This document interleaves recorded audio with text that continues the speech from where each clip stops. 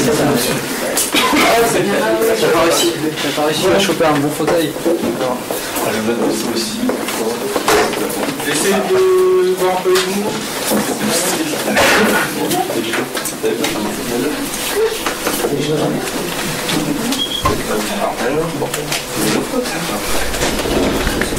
Voilà.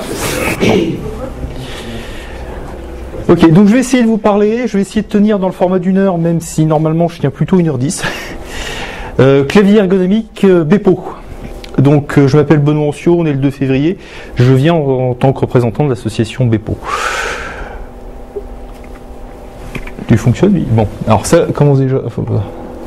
Ça devrait aller mieux. La présentation est filmée, enregistrée, hein, je le précise quand même. Ce bidule sur les licences, je vais faire vite. Voilà. Alors, quel est le point commun entre les utilisateurs des différents ordinateurs ? Là, il y en a un qui m'a parlé de Mac tout à l'heure, tout ce qui peut être Android, tout ça. Clavier. Pas particulièrement AZERTY, clavier. Si tu es en Amérique, tu n'as pas forcément un clavier AZERTY. D'où vient notre clavier ? Machine à écrire. Machine à écrire. Oui, parce qu'il y en a certains qui... J'ai fait la promo. De la machine à écrire. Combien d'entre vous, combien dans la salle utilisent un clavier AZERTY, QWERTY ou QWERTZ ? Levez la main. Combien utilisent un autre type de clavier ? Dont du Bepo. Okay. Combien de caractères avez-vous et allez-vous encore taper dans votre vie ? Ça, j'ai pas la réponse, hein. C'est la question ouverte. Un milliard. 42, c'est magique. Bon, la présentation. Donc, titre, information, question, ça c'est ce qu'on vient de faire. Sommaire, c'est ce qu'on est en train de faire. Généralité, je vais 2-3 trucs sur les claviers qui permettront de bien comprendre la présentation. Pourquoi le clavier Bepo ? C'est pas une idée qui m'est venue comme ça le matin. Je me suis dit, je m'emmerde, je vais essayer d'inventer un clavier. Il y a des raisons. On va parler du clavier conventionnel, pourquoi est-ce qu'il a été créé, et ce qu'on appelle le Dvorak. Le Bepo étant une variante du Dvorak. Troisième partie, apprentissage. Troisième partie, le Bepo en pratique. C'est bien de vous donner une grande théorie, il faut voir un petit peu en pratique. Une partie apprentissage, une partie utilisation au quotidien. Et usage particulier, FAQ, ça c'est des questions qui reviennent tout le temps. C'est des petites remarques qu'on fait tout le temps et qui sont toujours les mêmes. Et après, le Bepo, c'est une tête d'épingle au milieu de tout un tas de domaines. Et on va voir un petit peu, étendre un petit peu les choses. On terminera par une rapide conclusion et les questions. Donc là, les questions, par contre, ça débordera sûrement de l'heure. Sauf si vous n'êtes pas motivé. Ça, c'est le schéma de principe du fonctionnement des premiers claviers et les claviers de machine à écrire. On appuie sur la touche, ça emmène un petit marteau sur qui va frapper le papier et qui va marquer le papier avec le caractère. Tout le monde voit à peu près comment ça fonctionne. Clavier d'ordinateur, c'est pas du tout la même chose. Clavier d'ordinateur, on va avoir une touche qui va appuyer, un signal électrique qui va aller vers le microcontrôleur du clavier, un composant électronique, et ça va envoyer ce qu'on appelle un code touche à l'ordinateur. Le code touche, qu'est-ce que c'est ? C'est la position géographique de la touche sur le clavier. Première ligne, première touche. Première ligne, deuxième touche. Deuxième ligne, deuxième touche. Voilà. Ce n'est qu'une position géographique, le clavier ne sait absolument pas ce qu'il y a de marqué physiquement. Ce code touche, on va faire la correspondance avec ce qu'on appelle une carte de clavier ou keymap. En fait, le Bepo, ou l'AZERTY ou le QWERTY n'est que là. Ça va faire la correspondance entre, sur la deuxième ligne, deuxième touche sur le clavier, donc deuxième ligne, deuxième touche, c'est un Q, c'est un A, c'est un B, c'est quelque chose. Ça va faire la correspondance, ça va donner entre le code touche et le code caractère. Le code caractère, lui, on va sur la table de caractères qui va donner le caractère au final qui va s'afficher sur le logiciel. Les tables de caractères, vous voyez peut-être ça si vous circulez sur IRC. Quand il y a deux personnes qui discutent en même temps, qui ont deux tables de caractères différentes, vu que la correspondance code-caractère, caractère n'est pas la même, vous voyez des trucs bizarres s'afficher dès qu'il y a un accent. Il y en a un qui a fait signe oui quand même.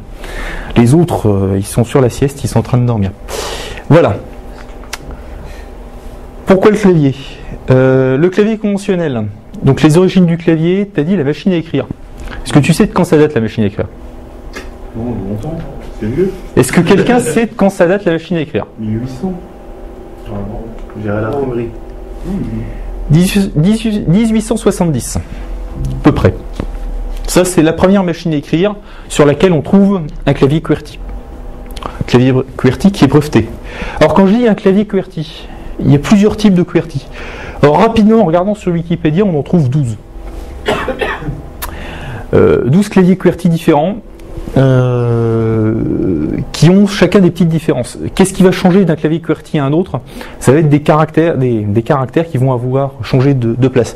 Par exemple, le QWERTY international rend plus facile d'accès les accents qu'un QWERTY US. D'accord? Jusqu'ici, tout le monde suit? Sur les différentes variantes, il n'y a pas forcément que des caractères particuliers qui ont changé. Il y a quelques variantes sur lesquelles il y a des lettres qui ont changé de place. Ça nous donne par exemple le QWERTZ ou l'AZERTY. Alors, je vais peut-être afficher un peu bas la présentation. Voilà. Donc, quand je parle de QWERTY ou d'AZERTY, c'est exactement la même chose. Ce sont des variantes d'un même clavier. Ok? Pourquoi est-ce qu'on n'a pas fait un clavier BCD? On a quand même cherché un peu compliqué. À cause de la disposition et de la répétition des touches. Sur un clavier classique, sur un système classique, on va chercher soit des solutions simples. La solution simple, ça va être ce qu'utilise l'ASCII. 65 est égal à 1 majuscule, donc 66 est égal à B majuscule. On va suivre l'alphabet, ainsi de suite. Ça, c'est les méthodes simples. Une souris, on va avoir une souris, si on la déplace par devant, il y a le curseur qui va monter. On ne va pas chercher un autre truc compliqué, on a cherché la méthode qui paraît la plus simple, la plus intuitive. Il y a d'autres codes qui utilisent des systèmes plus compliqués. Le code Morse, par exemple, utilise un système plus compliqué. Un point est égal à E, un trait est égal à T, point I, point trait A, trait point N, trait M. Là, on n'est pas sur une suite. On n'est pas sur une suite alphabétique. Le principe du Morse, ça va être d'utiliser le moins de signes possible, donc point ou trait, pour coder les caractères les plus utilisés. Donc le E et le T sont les lettres les plus utilisées, donc on les code sur un caractère. I, A, N, M viennent juste après, donc on les code sur 2 caractères. Donc pourquoi le QWERTY? C'est ce que j'avais demandé. Là, la réponse, il y avait un début de réponse tout à l'heure. C'était quoi? Pour la répétition des caractères, on positionne les touches en fonction de la position des mains et de l'utilisation des caractères quand on écrit. Alors quel effet on va rechercher? L'accessibilité. Si vous voyez un clavier AZERTY, alors vous n'en avez peut-être pas sous les yeux, E et T, j'ai dit que c'était les lettres les plus utilisées. Pour moi, si je regarde vite fait E et T, c'est sur la ligne du haut, et pas sur la ligne centrale sur laquelle doivent être normalement les mains. Donc c'est visiblement pas, en tout cas si on suit les travaux qui ont été faits sur le Morse, c'est pas ce qui a été employé. En fait, ce qu'on va chercher comme effet, c'est optimiser la mécanique des machines à écrire. Je vous expliquais la mécanique des machines à écrire avec les marteaux qui viennent frapper le papier. En fait, les différents marteaux viennent au même endroit. Les mécaniques des machines à écrire en 1870 n'étaient pas assez rapides. Donc ça posait des problèmes si on commençait à taper trop rapidement dessus. On a donc modifié la disposition des touches pour dire de pouvoir ralentir d'une part l'utilisateur, pour dire d'optimiser la mécanique des machines à écrire. Est-ce que ça semble normal à tout le monde? Est-ce que ça semble logique d'utiliser un système comme ça? Non. Puisqu'on ne reprend pas le même procédé pour réutiliser ce comptage sur le clavier, ça ne sert à rien d'optimiser la mécanique. Voilà. Alors, cette réflexion-là, il y a quelqu'un qui se l'est fait en 1930. C'est le docteur Dvorak qui a créé une disposition optimisée pour l'humain. Donc Auguste Dvorak, 1894-1975, c'est un pédagogue et professeur de psychologie. Alors là, il a dit une citation qui me paraissait intéressante de mettre... Alors je ne sais pas s'il y en a qui font de l'anglais ici, sûrement mieux que moi. Je trouve quelque chose de dommage sur la race humaine. Ils ne veulent simplement pas changer. C'est le problème de l'inertie des gens. Si tout le monde avait adopté la méthode de Dvorak, je serais pas obligé de vous faire. Je serais pas en train de vous faire une conférence tout de suite. Je serais pas en train de vous faire un exposé tout de suite. Si tout le monde avait adopté le Dvorak, là vous utilisez toujours la disposition QWERTY classique. Normalement, il y en a un qui a vaguement levé la main pour le Bepo là derrière, mais c'est à peu près tout. Si, c'est lui qui m'a dit de venir, donc c'est un peu normal qu'il soit un peu initié. Le Dvorak, ça a été créé en 1932, normalisé en 1982, donc après la mort de l'auteur. Le principe du Dvorak, c'est de prendre les lettres les plus accessibles et de mettre les caractères les plus utilisés sur les lettres les plus accessibles. Donc là, on optimise vraiment la disposition pour l'humain. Voilà. Donc le Bepo étant une version du Dvorak. Des Dvorak, il en existe plusieurs.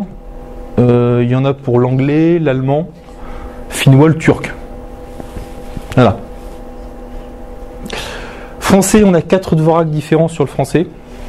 On a un français, un Dvorak canadien qui est un mélange entre le QWERTY canadien et le DSK. DSK, non. DSK, c'est pas crack boom dans la chambre d'hôtel. DSK, c'est Dvorak simplifié de keyboard. Mais c'est DSK quand même. On a le Marsan. Le Marsan, c'est quelque chose, c'est pas tout à fait un Dvorak. C'est Claude Marsan qui a créé un clavier spécifique. En fait, là, il a créé une disposition de touche et le clavier spécifique qui va avec cette disposition de touche, justement pour être plus ergonomique. Le Dvorak, lui, est fait pour être utilisé sur un clavier classique. Les claviers qui sont là devant, j'en parle plus tard. Donc ça a été adapté après coup pour un clavier conventionnel, mais notamment il manque une ligne. Le clavier classique a 3 lignes de lettres, 4 lignes, et je crois que le Marsan en a 5. Donc il y a une adaptation qui a été faite après coup pour un clavier conventionnel, mais c'est pas le clavier d'origine. On a un Dvorak français qui a été édité par Francis Lebrout en 2002 sous une licence Creative Commons by, donc il faut citer l'auteur, NC non commercial, ND pas de dérivé. Ça c'est assez important, il y a un groupe sur internet qui a trouvé que le Dvorak français était bien, mais qu'on pouvait encore l'améliorer.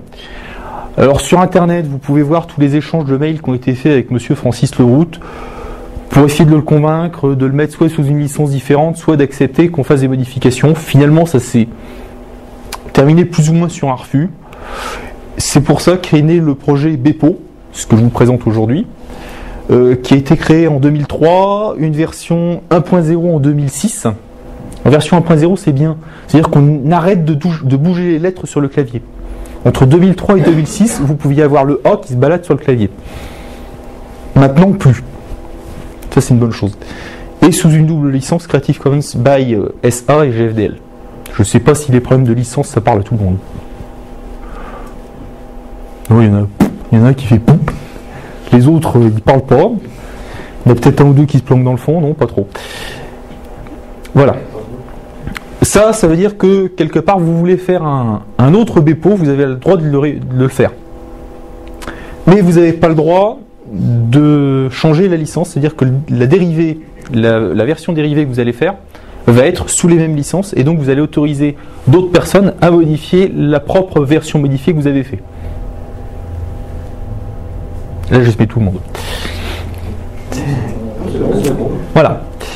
Ça, c'est la théorie. Donc la théorie, on est sur un clavier méthode Dvorak, donc optimisé pour l'humain, en français. Donc adapté à l'usage francophone courant. L'usage francophone courant, ça inclut un peu de programmation aussi. Pour l'apprentissage, on a 2 grandes méthodes. Ce que j'appelle l'option 1, c'est le logiciel d'apprentissage. Donc vous avez des logiciels qui permettent d'apprendre la dactylo. Donc il y a un certain nombre de logiciels qui sont listés ici, où vous allez faire des séries de E, de T, des E, des E, des E. Enfin, avec les lettres principales, vous allez avoir accroché une lettre au fur et à mesure. L'autre méthode, c'est la méthode un peu plus bourrin. Une activité ou une plage horaire, vous dites par exemple tous les soirs, je fais 1 heure de Bepo. Normalement, au bout d'assez peu de temps, vous commencez à prendre un peu la disposition. Donc par exemple, vous faites du mail, du forum, du commentaire, du blog, rédiger quelque chose. Celui qui fait 1 heure de Bepo entre 18 et 19h, et entre 18 et 19h, il est devant sa télé en train de zapper, il apprend pas vite. Il y en a un qui m'a fait la réflexion il n'y a pas longtemps. La messagerie instantanée, ça c'est quelque chose qui est un peu particulier pour l'apprentissage. Au début, on déconseille fortement d'utiliser le message instantané. Ça va beaucoup trop vite. Par contre, une fois qu'on a commencé à apprendre un peu le Bepo, une fois qu'on a commencé à connaître un peu les lettres, ça c'est un très très bon exercice parce que ça vous force à taper un peu vite. On a un canal IRC sur lequel on parle de plein de choses, notamment sur le projet Bepo. Et vous avez des gens qui sont habitués à rencontrer des personnes qui tapent assez lentement parce qu'ils sont en train de passer sur un autre clavier, et sur lequel vous pouvez demander des conseils. Visiblement, vous pouvez demander des conseils sur le cannibalisme, surtout en ce moment. Mais voilà. Je sais pas, c'est un sujet qui est sorti il y a 2-3 jours. Là, on parle de beaucoup de choses. La nourriture aussi, végétalisme, tout. Le cannibalisme fait un peu partie de la nourriture, un peu particulier. Voilà. Des petites choses sur l'apprentissage. Je disais un ordinateur portable, un câble anti-vol. C'est pas pour éviter le vol. C'est pour éviter le vol au sens aérodynamisme. Changer de clavier comme ça brutalement, c'est vrai que vous allez, au début, vous allez vous retrouver devant le clavier. J'ai une lettre à taper, elle est où? B, ah là, O, elle est où? Et vous allez taper, vous allez passer à peu près 10 minutes comme ça, à taper bonjour. C'est pour ça que l'IRC c'est pas terrible. Frappe à 10 doigts. Le clavier AZERTY, QWERTY, QWERTZ ne sont pas du tout adaptés pour frapper à 10 doigts. C'est même pour ça que généralement, quand on voit des gens taper sur leur clavier, ils ont tendance à dévier et à mettre les deux mains quasiment l'une au-dessus de l'autre. J'exagère un peu, quand ils tapent sur leur clavier. Là, on est vraiment fait pour taper à 10 doigts avec une vraie répartition, avec une main de chaque côté. Ça a même posé un peu problème aux rencontres mondiales du logiciel libre à Strasbourg cet été. On a quelqu'un à qui on a essayé de vendre du clavier, quelqu'un qui venait sur un stand de handicap de l'April parce qu'il avait une main en moins. Donc là, c'est vrai que le Bepo lui vendre alors qu'il n'y a qu'une main. Donc taper à 10 doigts, c'est quelque chose d'important. Normalement, tout le monde devrait le faire sur un clavier. Sur un clavier AZERTY, c'est quelque chose qui est compliqué parce que c'est pas prévu pour. Nous, on a vraiment un clavier qui est prévu pour. La rangée de repos, je ne sais pas si tout le monde voit ce que c'est que la rangée de repos. Oui, non. En fait, vous avez une rangée centrale sur votre clavier. Vous avez une rangée centrale sur votre clavier qui est ici, qui est la rangée sur laquelle doivent être vos doigts quand ils ne tapent pas. Et les doigts qui sont sur le clavier et qui ne tapent pas. Voilà. Donc, ils sont sur un clavier AZERTY, c'est QSDF JKLM. Vos doigts doivent être sur ces lignes-là. C'est ce qu'on appelle la rangée de repos. Nous, qu'est-ce qu'on a fait sur le Bepo? On a mis les lettres les plus utilisées. Je vous parlais du E et du T tout à l'heure sur le Morse. Le E et le T sont ici au milieu. Donc, très accessible. Pas dispersé quelque part sur le clavier. Une lettre qui est très très peu utilisée dans la langue française, c'est le K. Qui là est en belle position centrale. Sur un clavier AZERTY ou QWERTY, nous on a préféré le mettre autre part parce que finalement avoir un doigt qui a juste besoin de se baisser pour une lettre qu'on n'utilise jamais, ça me paraît un peu con. Mais voilà. Vous avez également le point qui est au milieu du clavier à propos de ça. Pas shift quelque chose pour faire point sur un AZERTY. Chacun les siens, oui, chaque touche son doigt dédié. Marquage du clavier, ça c'est quelque chose qui est intéressant. Une remarque qu'on fait souvent, c'est oui, mais attendez, moi je passe pas au Bepo parce que le clavier il est marqué en AZERTY. Ou je passe pas en Bepo parce que j'ai un clavier blanc. Ça c'est ce que j'utilise au bureau. Ça fait rigoler les collègues. Mais voilà. Le marquage du clavier, il y a deux méthodes. Soit on achète un clavier marqué, donc il y a Type Matrix qui fait des claviers marqués. Beaujois, c'est des autocollants pour clavier. Vous avez des petits autocollants, vous achetez, vous les collez sur les touches. Il y a un certain nombre de bricolages maison, on a un wiki pour pouvoir avoir ce genre de choses. Voilà. Il y a des avantages par contre à avoir un clavier non marqué, ou mal marqué. Je ne sais pas si certains ont vu, l'ordinateur portable que j'ai là, il est marqué en QWERTY. C'est pas pour ça que j'utilise en QWERTY, je l'utilise en Bepo. Donc dans ce cas-là, pour l'apprentissage, en fait, on a une petite image qu'on vient mettre au-dessus du clavier, qui nous permet d'avoir la disposition marquée sur l'image. On ne regarde pas le clavier, on regarde l'image qu'il y a. Quels vont être les avantages d'avoir un clavier non marqué? En fait, on en a un gros, c'est qu'on apprend à taper en aveugle. Apprendre à taper en aveugle sur un clavier, ça permet de ne pas avoir besoin de claviers spéciaux. Je prends n'importe lequel de vos ordinateurs, je le passe en Bepo, je suis capable de taper. Que ce soit un clavier français, AZERTY belge, qu'il y en ait un qui m'est sorti un clavier canadien, un QWERTZ ou je sais pas quoi, je le passe en Bepo, je suis capable de taper, il n'y a pas besoin de claviers spéciaux. Pas de fatigue à regarder le clavier. Les gens regardent énormément leur clavier. Ils ne s'en rendent pas compte, mais ils font énormément d'allers-retours entre le clavier et l'écran.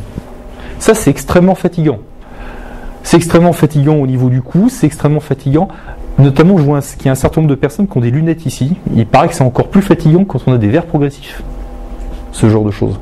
Mais c'est des choses qui fatiguent les yeux, qui fatiguent le cou. Et finalement, à ne pas regarder le clavier, vous gagnez également en fatigue. On encourage la mémoire musculaire. Vous allez avoir des réflexes conditionnés qui vont en fait trouver les touches, vous allez trouver les touches de vous-même. Moins de fatigue musculaire. Il y a moins de fatigue musculaire, notamment le fait d'avoir le clavier qui est marqué. Vous allez avoir tendance à lever vos mains pour regarder où est la lettre. Et voilà, vous n'avez pas besoin de regarder le clavier. Ça permet également de mieux positionner le clavier. Il y a pas mal d'avantages à regarder en aveugle. Quand on vous apprend une méthode de dactylo, le but c'est d'apprendre à taper en aveugle. Là, c'est l'occasion en fait d'apprendre à taper en aveugle. C'est plus rigolo quand quelqu'un essaie d'utiliser votre clavier. Oui. Ça, c'est mes collègues de bureau qui m'ont fait découvrir ça. Quand le collègue de bureau il arrive,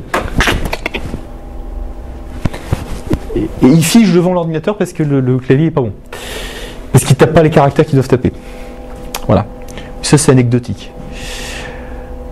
Le Bepo en pratique, utilisation au quotidien. Que vous ayez appris le Bepo, c'est bien.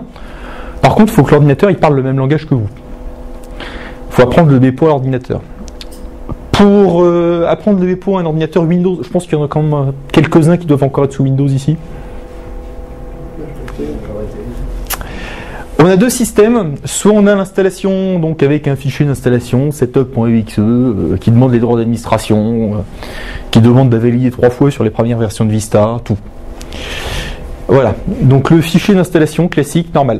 On a une version que j'appelle la version sur le pouce, qu'on appelle le Bepo portable, où en fait on a une simple clé USB, on met la clé USB dans l'ordinateur, un petit exécutable, et on peut passer le clavier en Bepo comme ça à la volée.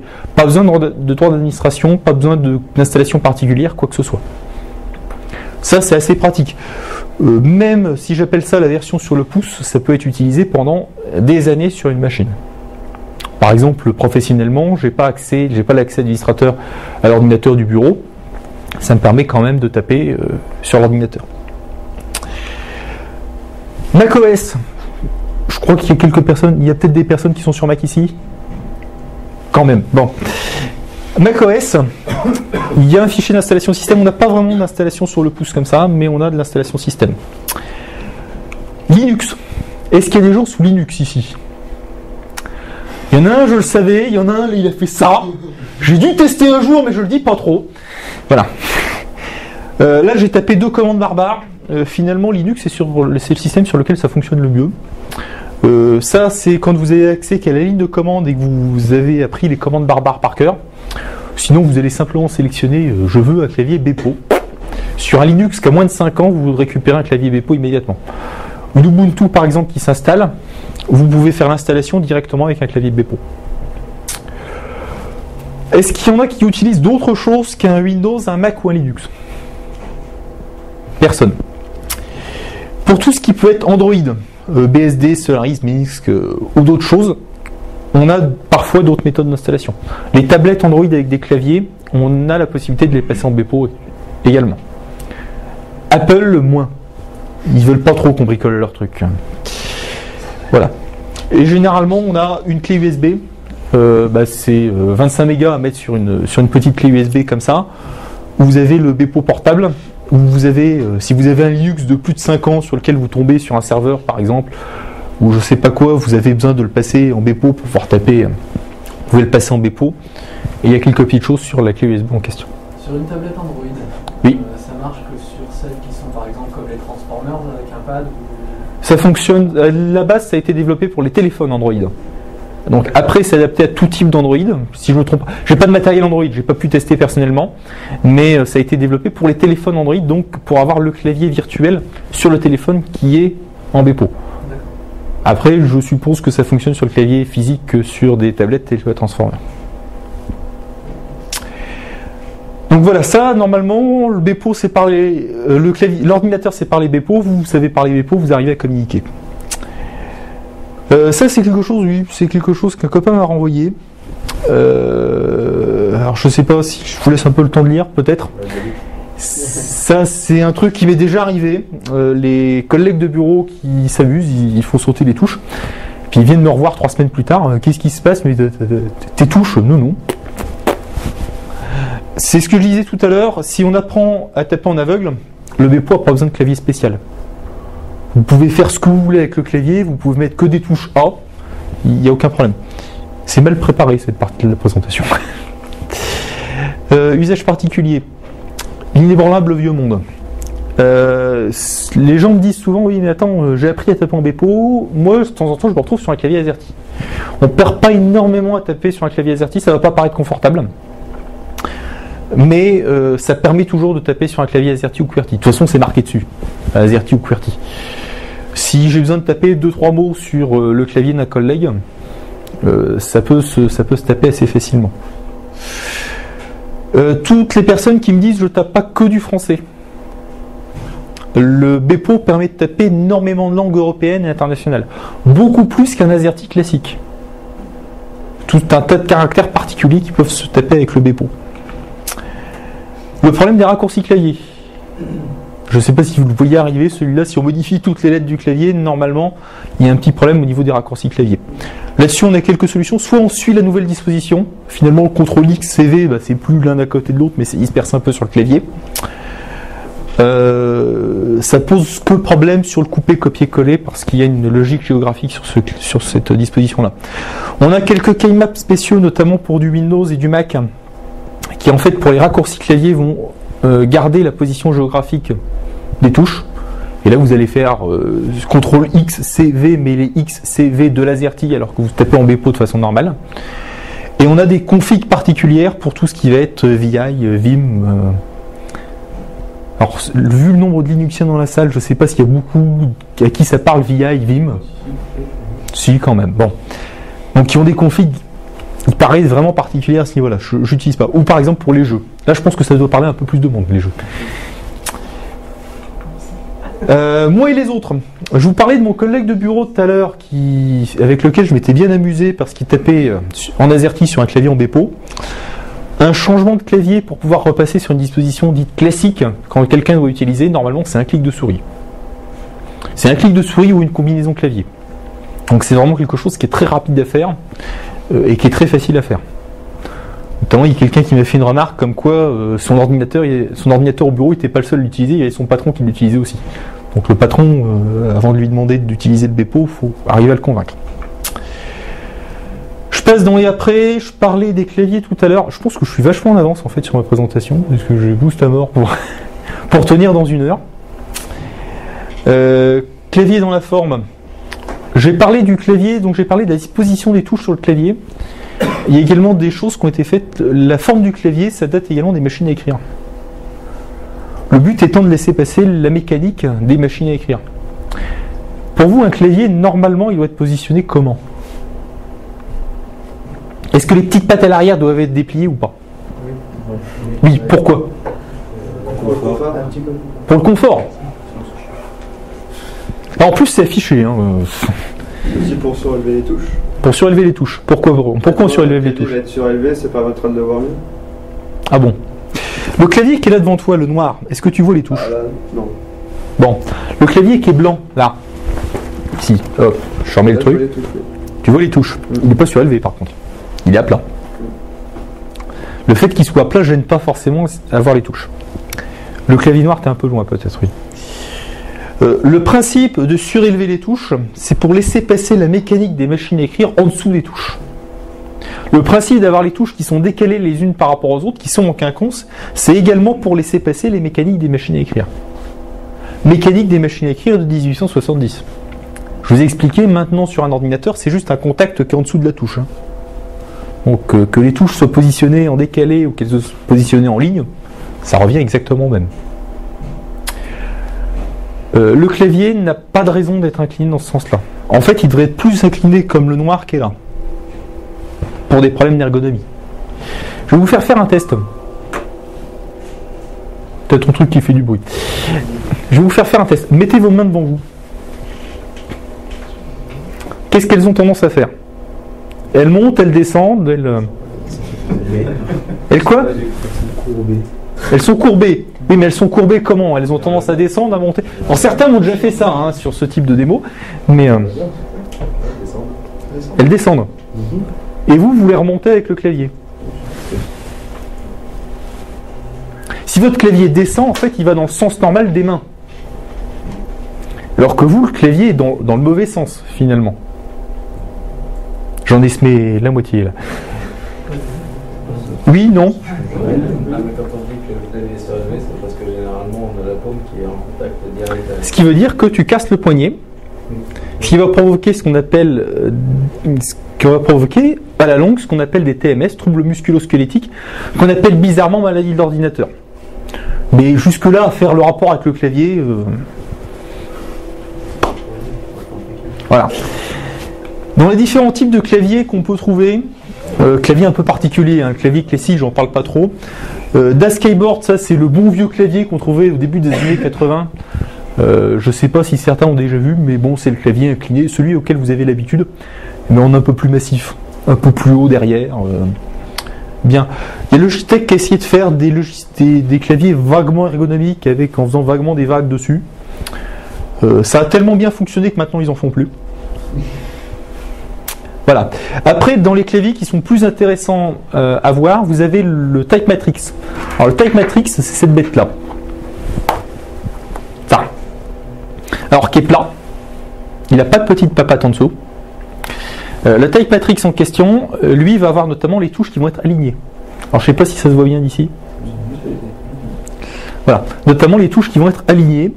On va avoir quelques petits aménagements, notamment la touche entrée qui va être au milieu.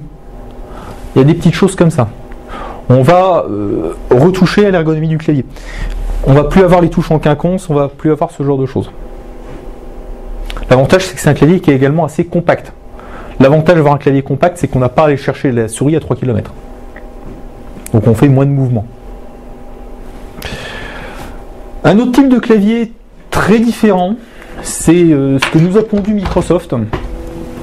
Donc eux, en termes de compact, ils n'ont pas compris, hein, par contre. Là, eux, c'est pas du tout ça.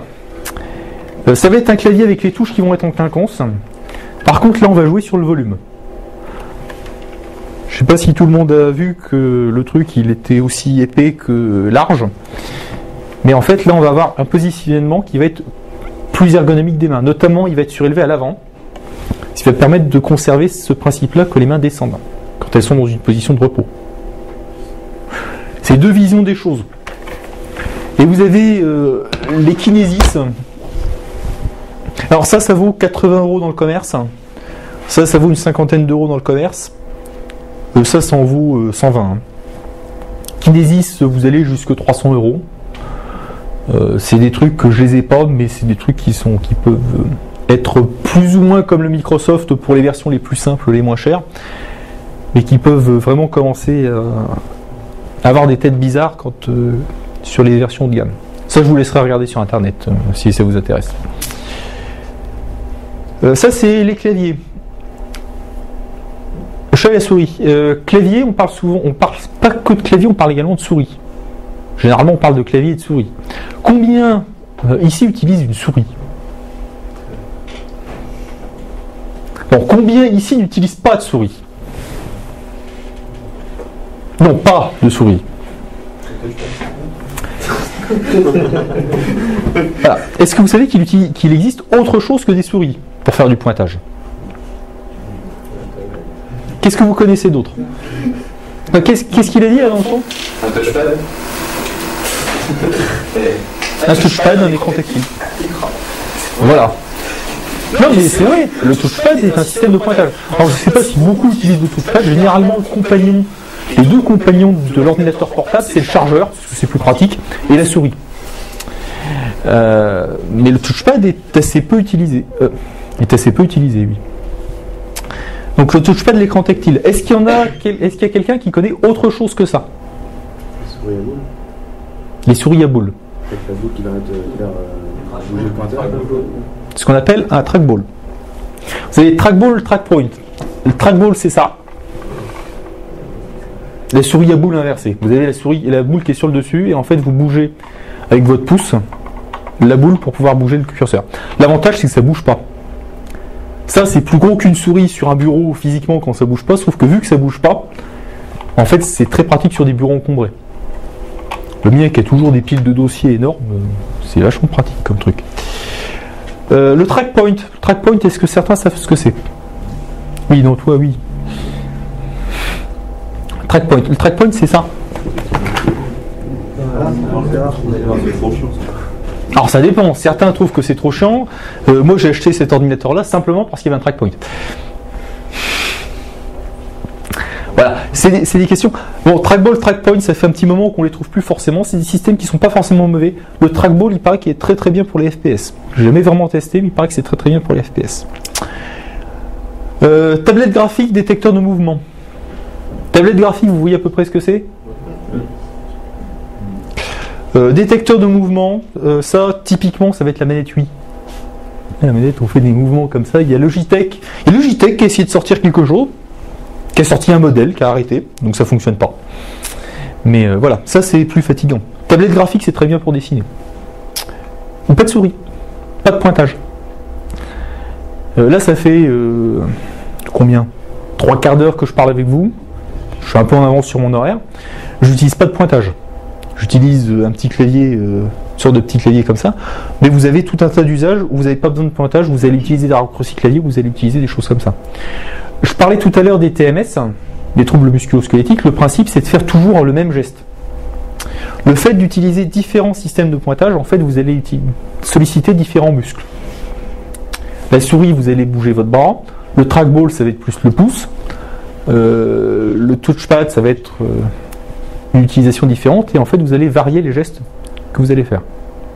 Moi j'utilise pas l'un ou l'autre, j'utilise plusieurs des systèmes. C'est une méthode de lutte contre les TMS, de lutte contre la fatigue également. Le Bepo permet de taper énormément de caractères typographiques spéciaux, ce qu'on appelle les guillemets français. Ça permet de les taper directement, vous n'avez pas besoin d'être sous Word pour pouvoir taper ça. Un simple traitement de texte ou quelque chose comme ça permet de taper ces caractères-là. Les 3 petits points en un seul caractère, ça permet de les taper aussi. Ça permet également de taper des majuscules accentuées ou des majuscules avec cédille et tréma. Alors là, je vais attendre quelques secondes qu'il y en ait qui me fasse une remarque là-dessus. On peut le faire aussi avec le clavier. Oui, on peut le faire avec un clavier. On peut le faire avec un clavier AZERTY Windows. C'est un Alt quelque chose. Alors, répète ça fort. On n'a pas d'accent sur le majuscule. Pourquoi? Bah, c'est quoi, c'est la bio-grammaire. Non. L'Académie française, alors j'ai pas mis tout l'article qui est sur l'Académie française, mais l'Académie française précise bien qu'on doit mettre des majuscules, des accents sur les majuscules. Pourquoi est-ce qu'on ne met pas d'accent sur les majuscules? Parce que c'est considéré comme difficile techniquement. La machine à écrire ne permet pas de taper des accents sur les majuscules. C'est pas présent. Un clavier AZERTY sur du Windows, il permet difficilement. Sur du Linux, déjà, il permet plus facilement. Sur du Bepo, ça se fait naturellement. Mais ce n'est que s'il y a impossibilité technique de le faire qu'on ne tape pas de majuscules, qu'on ne tape pas d'accent sur les majuscules. Même si l'idée est répandue, que c'est faux. Oui, une remarque? Oui. Des accents sur les majuscules, généralement, il y a aussi le fait de l'esthétisme qui rentre en compte. Généralement, on n'en met pas parce que ça rend moche, très moche.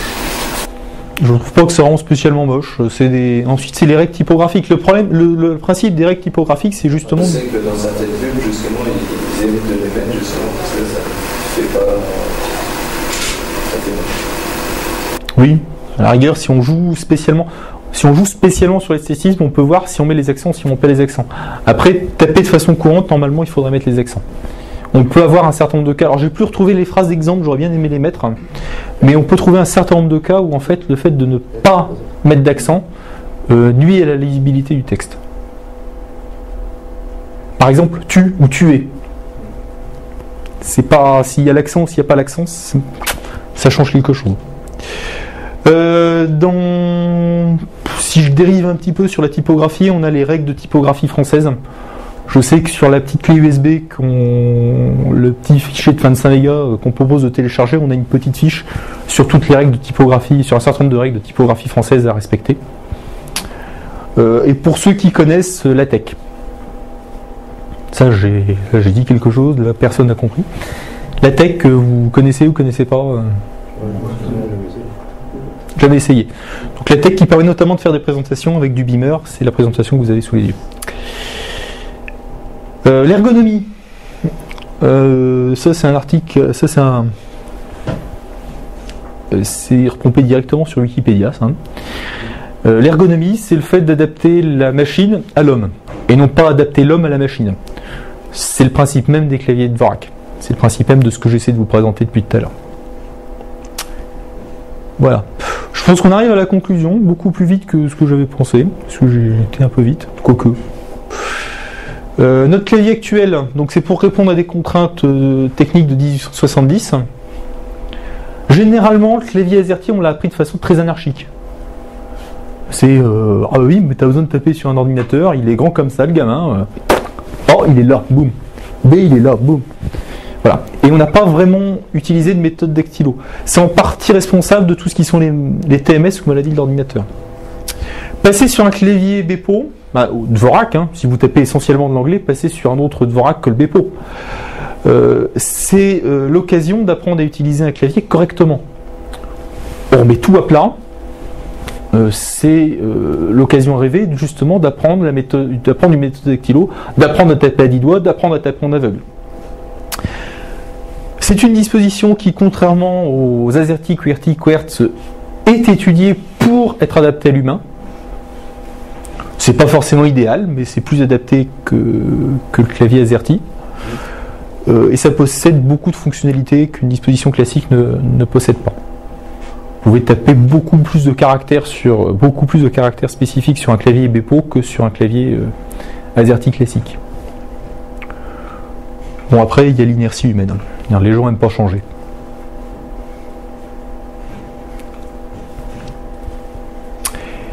Est-ce qu'il y a des questions? Je suis en avance, donc je pense que ceux qui voulaient que je fasse qu'une heure, c'est bon.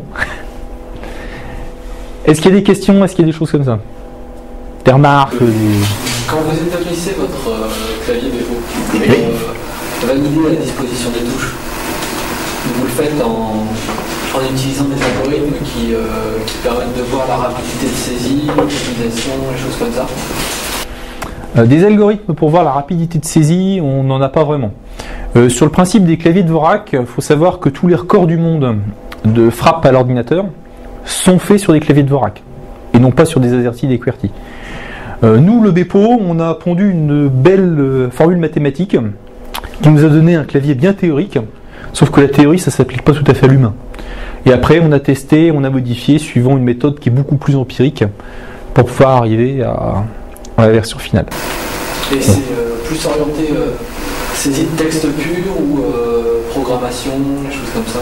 Ça va être un peu plus orienté saisie de texte, ça va être adapté avec la programmation aussi, pas complètement inadapté avec la programmation. Parce que j'avais vu que sur le clavier AZERTY, la disposition des caractères au-dessus des lettres était faite en fonction de l'utilisation de ces caractères dans la programmation. Sur le QWERTY, c'est le terrain. Mais en fait, c'est un peu plus les langages de programmation qui se sont adaptés au QWERTY. Nous, on va être un peu moins adapté que le QWERTY sur ces caractères-là particuliers sur la première ligne. Après, il y a un certain nombre de langages de programmation, notamment sur du LaTeX. Donc, je ne sais plus s'il n'y avait pas grand monde qui connaissait LaTeX ici. Hein. Mais on a 3 caractères qu'on utilise tout le temps. Finalement, les 3 caractères sont l'un à côté de l'autre. Il y a quand même des choses qui ont été pensées pour la programmation. Il y a un certain nombre de personnes qui programment et qui ont programmé, qui ont fait partie du développement du Bepo. Est-ce que vous avez donné un exemple de disposition du clavier Bepo à nous montrer Oui, bonne question. Sur l'ordinateur, je sais pas comment je vais vous sortir ça. Si. Je vous ai dit, j'ai ma petite clé USB. Alors là, je reprends la souris. Avec le système qui fonctionne pas. Où est-ce que je vais avoir ça ?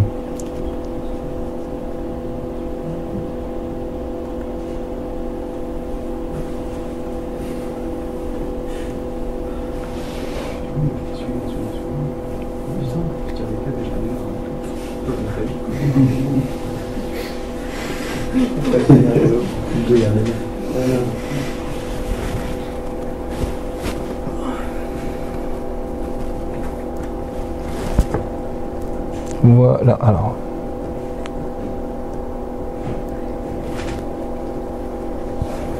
Tu me fais un clavier comme ça, Et qu'est-ce qu'il y a eu comme remarque là derrière donc je suis occupé d'énoncer. Vas-y. Vous me donnez un clavier comme ça, je viens. Ah, au début, oui. C'est comme vous disiez, c'est l'inertie en fait au début. Au début, c'est pour ça que je dis le fait d'accrocher l'ordinateur portable, c'est pas tout à fait une connerie. Hein, non, au début, c'est vrai que c'est difficile. C'est pour ça qu'il faut pas s'entêter en se disant aujourd'hui je passe au Bepo et voilà. Non, faut commencer. Vous commencez par un quart d'heure, le lendemain vous faites un peu plus et tout ça. Et après ça vient assez vite. Pourquoi ça vient assez vite ? Parce que la disposition est assez facile quand même, assez logique. Il y a un certain nombre de choses qui sont pensées pour être logiques. Alors là, vous avez la carte complète. Hein. On a une carte un peu simplifiée, sauf qu'elle est dans l'autre sens et là, elle est affichée à l'envers. Donc c'est pas vraiment pratique. Voilà. Donc ce que je vous disais, c'est que vous avez le point. Par exemple, vous avez le point en accès direct. Le K qui n'est pas utilisé, on l'a mis ici parce que c'est une des touches les moins accessibles. Vous avez quoi ? Vous avez un certain nombre de caractères spéciaux sur des langues différentes qui sont accessibles. C'est quoi les touches violettes ? Alors, vous avez ici les touches noires, c'est l'accès direct. Les touches rouges, c'est Shift. Bleu, c'est Alt-GR. Et les violettes, c'est Alt-GR et Shift. Et vous avez après des touches qui apparaissent ici en vert, qui sont en fait des touches de composition, et notamment avec celle-ci, vous allez pouvoir faire un certain nombre de caractères qui sont des caractères grecs alpha ou des choses comme ça. Vous voulez faire un vrai alpha avec vous voulez taper réellement pi ou alpha avec un clavier Bepo, il est capable de le faire. Voilà. Oui. Qu'est-ce que c'est la touche super ?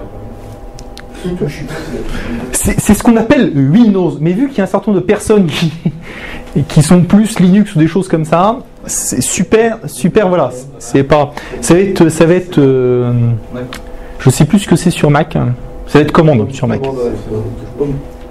Voilà, va y avoir. C'est pour ça, ne sachant pas s'il faut l'appeler Windows, Pomme, Super ou on l'a appelé Super.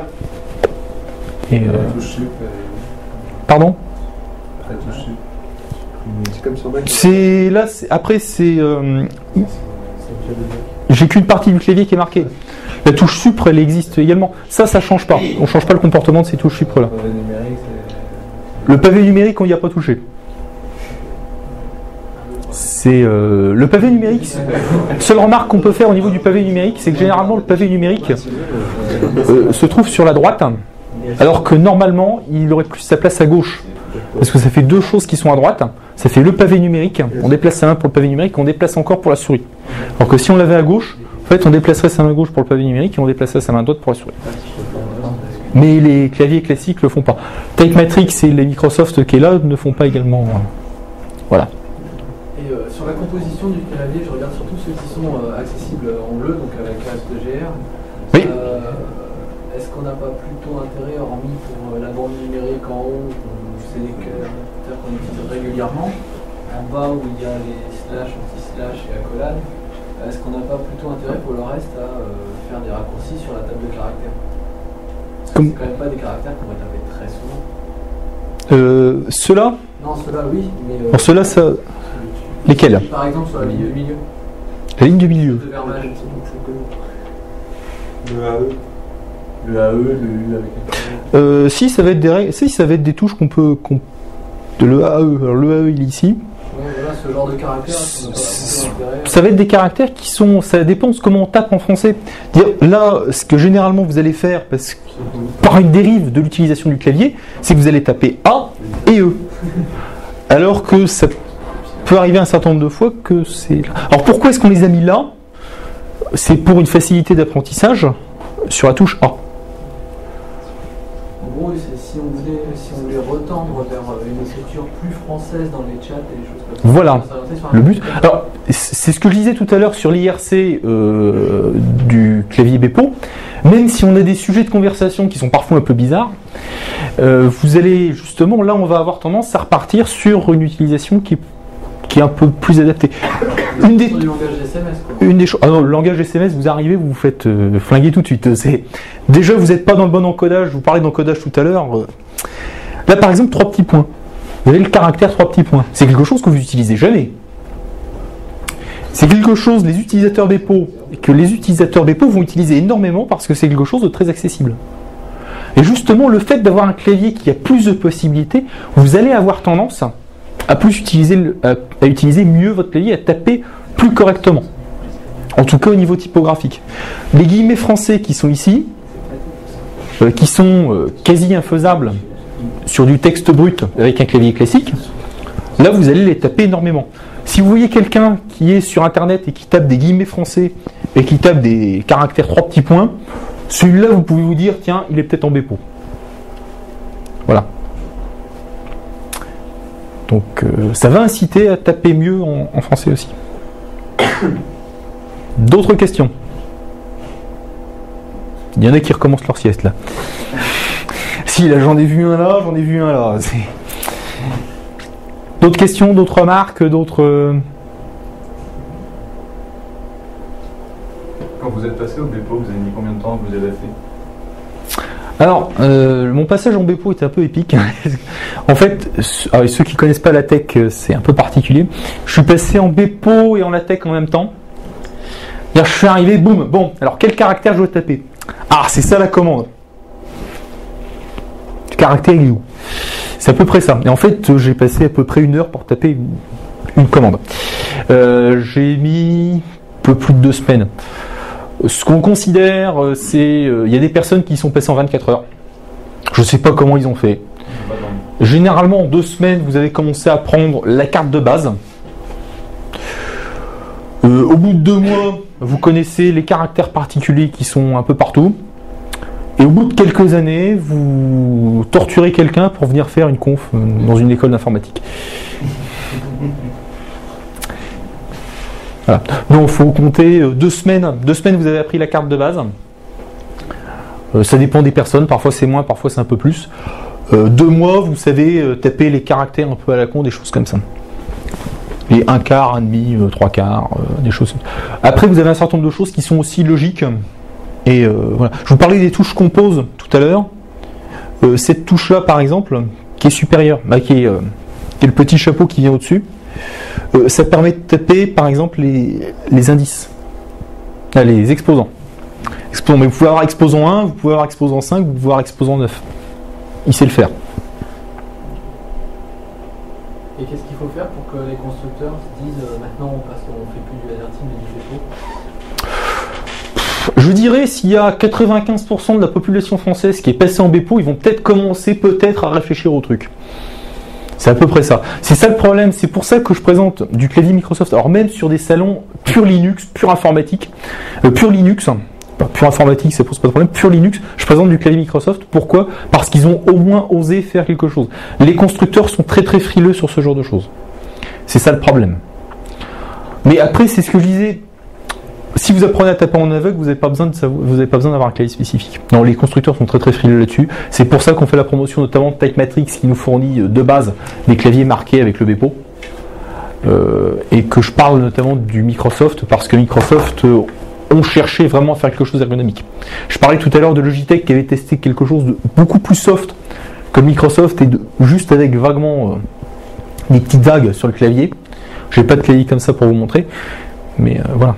Donc en fait, à moins que, par exemple, l'Académie française décide de dire c'est fini pour le langage SMS et on interdit les claviers AZERTY QWERTY qui favorisent ça, et on passe sur un... Est-ce que vous savez qu'il y a un clavier normalisé français? il existe un clavier normalisé français, voilà, mais qui est un QWERTY. La normalisation ou les règles de l'Académie française, les gens s'en foutent. Ils s'en balancent.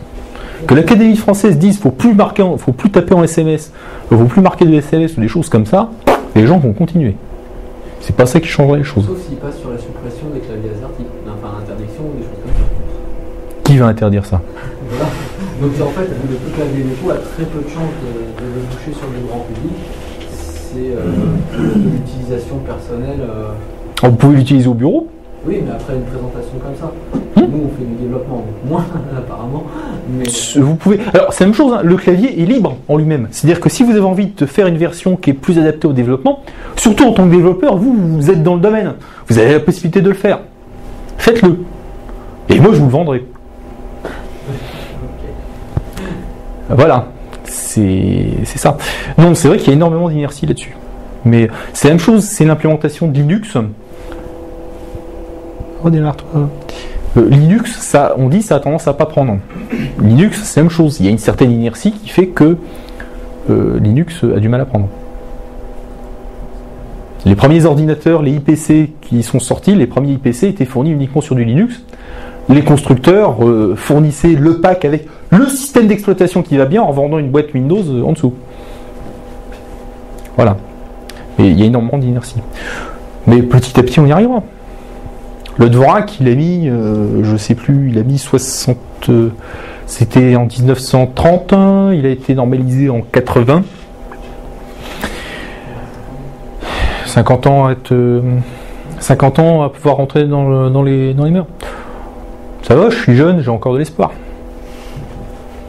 Ah, c'est surtout qu'à mon avis, tant qu'il n'y a pas des constructeurs qui sortiront des claviers Bepo, non mais à grande échelle comme l'AZERTY, la plupart des utilisateurs ne l'utiliseront pas.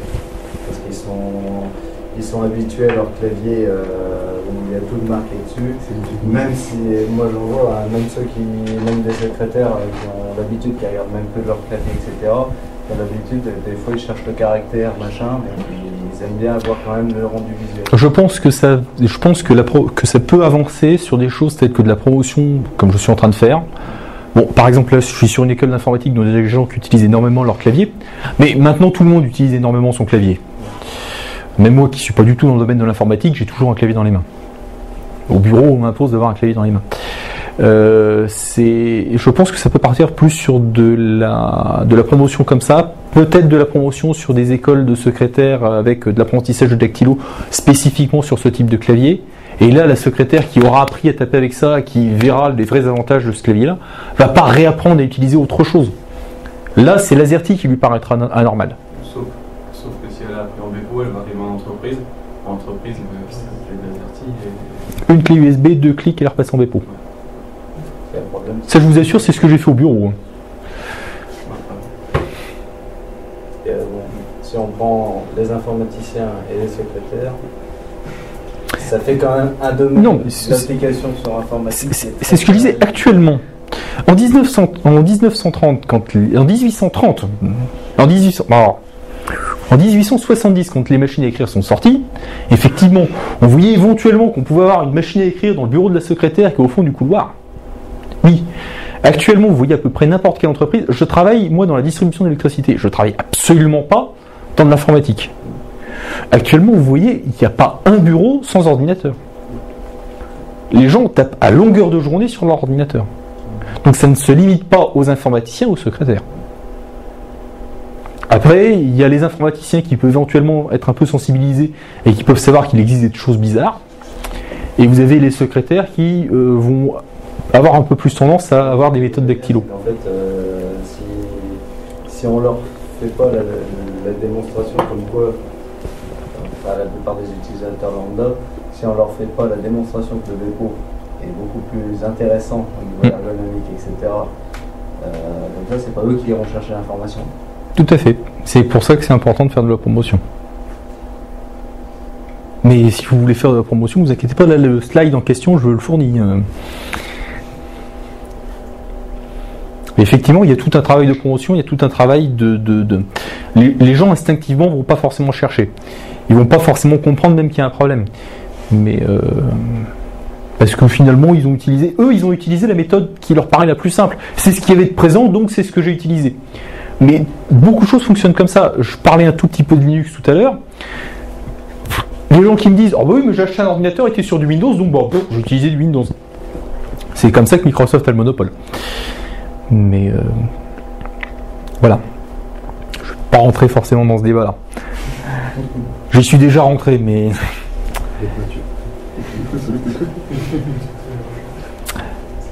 D'autres choses? Oui, non.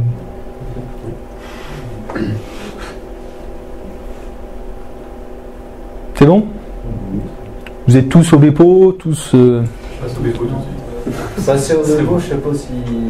C'est vrai que c'est intéressant de savoir qu'il y a d'autres claviers qui favorisent justement une écriture beaucoup plus rapide. C'est pas simplement une écriture beaucoup plus rapide. Vous allez gagner en vitesse, vous allez gagner en confort, vous allez gagner en fatigue, vous allez économiser un tout petit peu d'énergie à chaque fois que vous allez taper un caractère. Sauf que c'est ce que je disais sur la 4e question en commençant. Combien de caractères vous allez taper? Combien de caractères vous tapez par jour, par semaine, par mois? Les gens ne croient pas forcément, mais je l'ai vraiment senti. À la fin de la semaine, je sentais vraiment que j'avais moins de fatigue dû à ce problème de taper au clavier longueur de journée. Des problèmes de canal carpien, des problèmes de douleur au niveau du canal carpien. Donc le canal carpien, c'est ce qui est ici. C'est au niveau du poignet. Des douleurs, des fourmillements ou des choses comme ça. Il y a beaucoup de personnes qui sont passées au Bepo qui nous ont dit que effectivement, elles sentaient moins ces douleurs. Alors, on n'a pas d'études scientifiques bien posées qui nous disent qu'effectivement, on a machin tant de pourcents de gains. Mais on a un ressenti général qui est vraiment positif à ce niveau-là, et pour la lutte de ces choses-là. C'est quelque chose qui devient de plus en plus présent, c'est la maladie du siècle, hein, tout ce qui sont les TMS et tout ça. Et vous y êtes directement exposé en tant qu'étudiant en informatique. Vous n'êtes pas les seuls exposés, mais vous y êtes directement exposé. C'est un investissement pour l'avenir. Vous allez passer 2 semaines à apprendre quelque chose, sauf que ça va vous servir toute votre vie.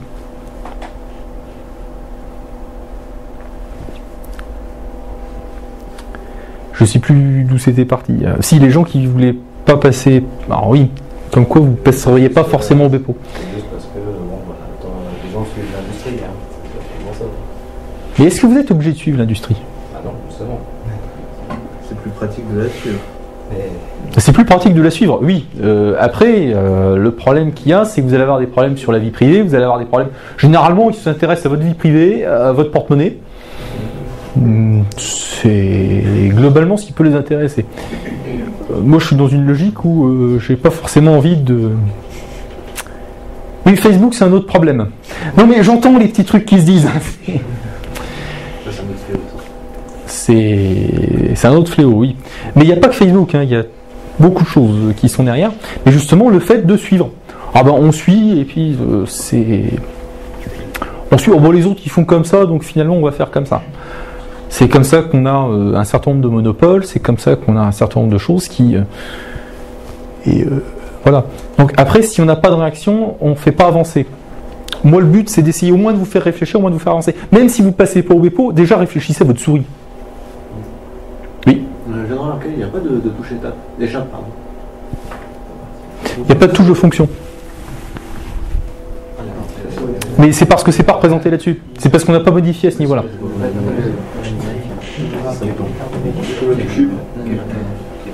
La touche sup, on en a parlé tout à l'heure. Oui, c'est pareil.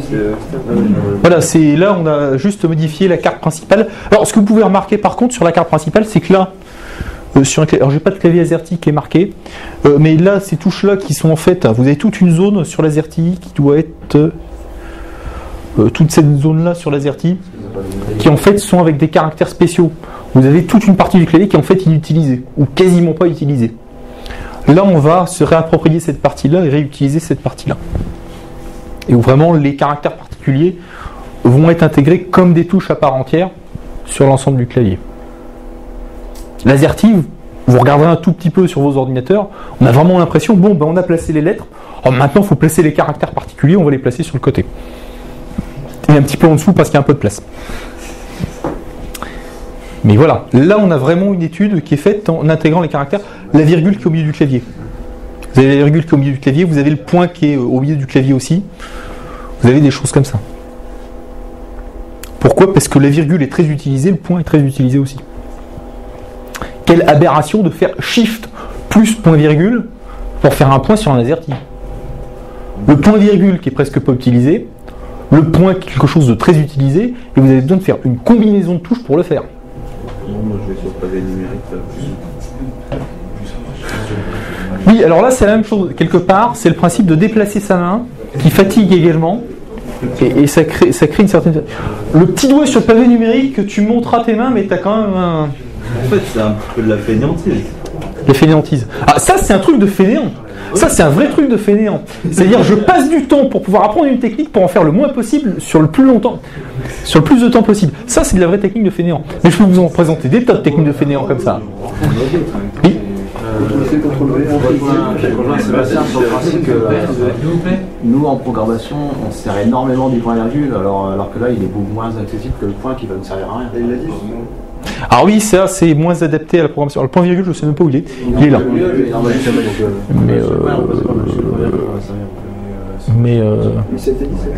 Oui, c'est un peu moins adapté. C'est un peu moins adapté à la programmation. C'est ce que je disais aussi. On est sur une licence Creative Commons by SA. Vous pouvez modifier le clavier Bepo. Alors, comment est-ce qu'on modifie le clavier Bepo ?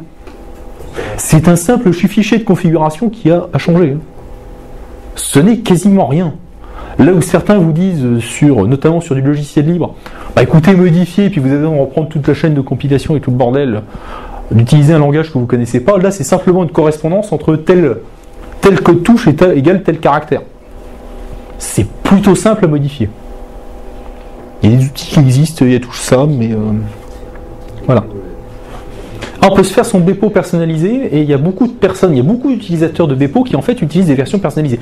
Une des remarques qu'on a souvent, c'est les chiffres, qui sont en shift, alors que certains aimeraient les avoir comme sur le QWERTY en accès direct. Ça, c'est une modification qui est très fréquente.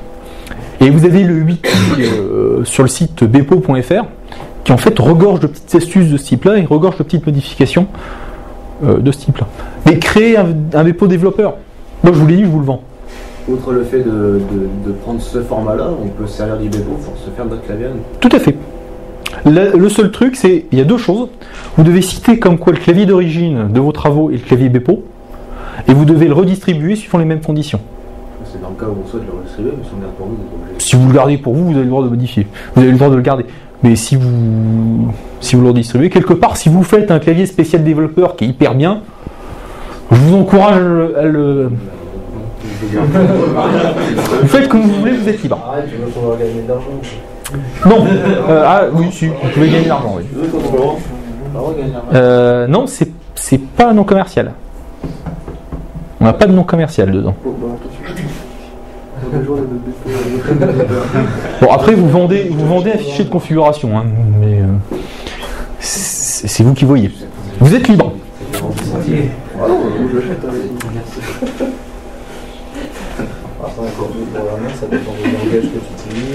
Mais c'est pour ça que vous allez pouvoir avoir plusieurs Bepo programmeurs, suivant le ou les langages que vous utilisez. Et c'est pour ça qu'en fait, j'encourage aussi à développer votre propre version. Et c'est possible de passer d'un Bepo à un autre facilement aussi, si on fait le nôtre. Le problème qu'il y a, c'est que ça dépend du nombre de touches que vous avez modifiées, mais là où passer de l'AZERTY au Bepo, ça va être assez facile, parce qu'en fait, sur les lettres en commun entre un AZERTY et un Bepo, il y en a 0. Entre un AZERTY et un QWERTY, il y en a une. Il y a le A qui n'a pas bougé. Si, c'est vrai, j'ai remarqué ça parce que je suis passé sur un QWERTY sur mon clavier physique, sur mon ordinateur. Il y a le A qui n'a pas bougé. Là, vous avez beaucoup de différences et finalement, ça va être facile. Si vous avez une version de Bepo où simplement vous avez inversé ces deux touches-là ou des choses comme ça, là, ça va être plus compliqué de passer de l'un à l'autre. Mais c'est la même chose, les fichiers d'installation que vous allez pouvoir faire, vous allez pouvoir avoir votre version de Bepo un peu partout. Le seul cas spécifique, ça va être si vous l'utilisez de façon volante sur un Mac. Où là, c'est un peu moins facile. Mais sur du Linux par exemple, vous pourrez avoir le fichier de configuration. Sur du Windows, vous pourrez avoir des versions portables. Vous ne pourrez pas utiliser la version installée de base. Voilà. Autre chose? Non, c'est bon. Alors combien vous passez au Bepo?